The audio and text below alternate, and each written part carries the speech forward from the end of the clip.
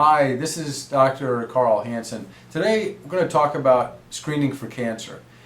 Screening is a term used where we look to find some abnormality before a person actually develops any symptoms from it or any signs at all from it. In other words, it's the antithesis to if it ain't broke, don't fix it.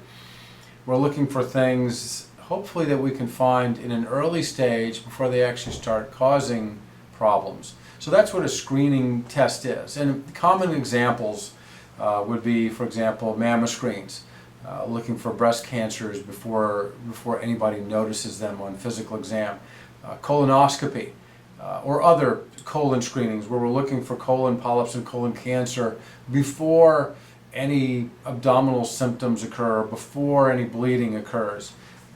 Pap smears in ladies, we're looking for cervical cancer before any symptoms appear so that if we catch it early, we can do something.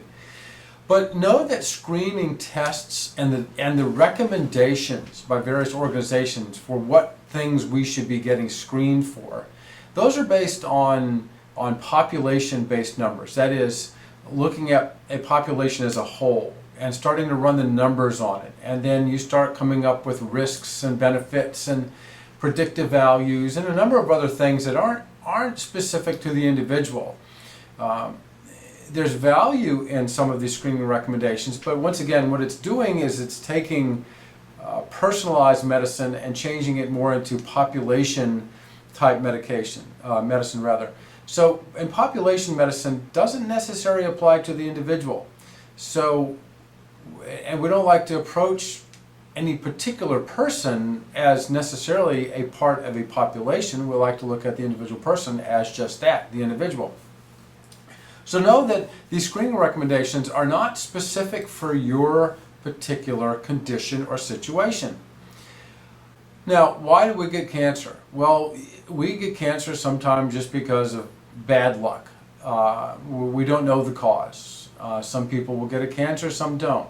We also know that behavior can cause certain cancers. That if you smoke, your risk of lung cancer and other cancers are greatly elevated. If you have a diet that's high in fat, or an individual who is morbidly obese, there's an increased chance of malignancies. We also know that there's environmental factors. You may expose to certain toxins, may be exposed to sunlight, ultraviolet light, which may cause certain types of cancers. And then there's the genetic component. By that we mean if a family member has a particular cancer with them, that maybe your chance of developing the cancer is slightly higher. Now people misinterpret this. This does not mean that if your mom had a certain type of cancer, then you are definitely going to have that same type of cancer. Rarely does genetics work that way. It simply means that if there are first degree or even second degree family members in your family, your mom, your grandparents, sisters, who have a certain type of cancer or malignancy, that you may be at increased risk or chance of getting that. Not that you're likely to get it, but increased chance. So how do we know this from a patient? Well, under ideal circumstances, the physicians would ask that of a patient. Do you have a family history of any particular cancer? Did your mom have a cancer? Did your dad, etc.? But I think it's important to also remember the interaction between myself and the patient is a cooperative, interactive effort. And it's something that I encourage patients to say, look, if there's information that you feel you need to tell me, that you tell me. Don't keep it hidden. If for some reason your physician or even myself fails to ask you about any family history of malignancy or cancer, but you know of some, bring that up, because that is important, or it may be important, certainly something that I would like to know and that most of us would like to know. So what types of cancers should you let your physician know about? The typical 4 cancers we talk about would be uterine cancer, ovarian cancer, breast cancer, and colon cancer. Now obviously most of these are female-related cancers, uterine, ovarian, and breast, although there is such thing as breast cancer in males.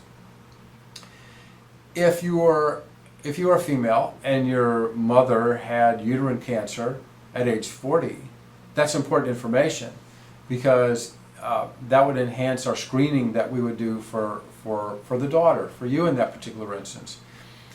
The point is not to get lost in the weeds on this. It's just that if you do know that there's a family history of any of these types of malignancies, that you bring that up to your physician and just let them know. There may be certain types of genetic screening we would like to do to see, even though there's a family history, can we do a test that shows genetically that yes, you are at increased risk of that cancer?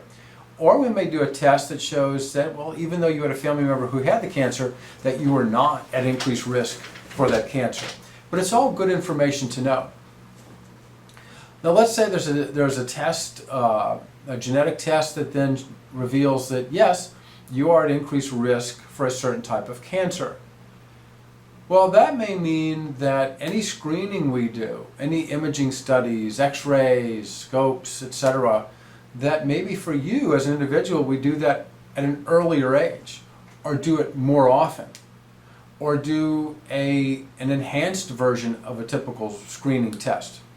That can be tailored based on what type of cancer, and is beyond the scope of this video to discuss all the different possibilities.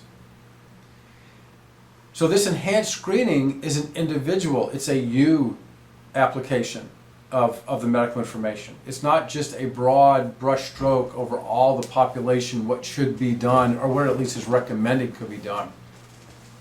Okay, well, thanks for listening about tailoring cancer screening to an individual rather than a population.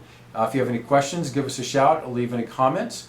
And thank you for listening. Don't forget to like us and to subscribe to stay abreast of any new videos that come out. I'll be glad to post those.